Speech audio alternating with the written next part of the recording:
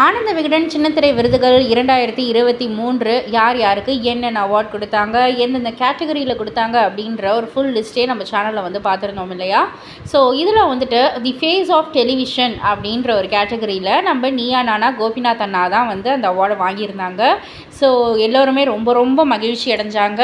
And Gopinath sir வந்துட்டு இந்த ஒரு அவார்டை வாங்கினதுக்கப்புறம் அவர் என்ன சொன்னார் அப்படின்னு வந்து கேட்டிங்கன்னா, விகடனில் இது வரைக்கும் நான் 6 விருதுகள் வந்து வாங்கியிருக்கேன். வேறு யாருமே இத்தனை முறை வாங்கியிருக்காங்களா அப்படின்னு வந்து கேட்டால் எனக்கு வந்து தெரியல. பட் ஆனால் இந்த விருதை என்னோட பணியாற்றும் என்னுடைய குழுவினருக்கு நான் வந்து சமர்ப்பிக்கிறேன்.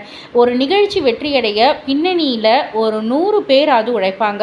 அந்த 100 பேர் உழைப்பாளர்கள் அவர்களுடைய உழைப்பை வீணாக்காமல் வேலை செஞ்சாலே வந்து போதும் அப்படின்றது தான் என்னுடைய எண்ணம் அப்படின்ற மாதிரி வந்து சொல்லியிருக்காங்க.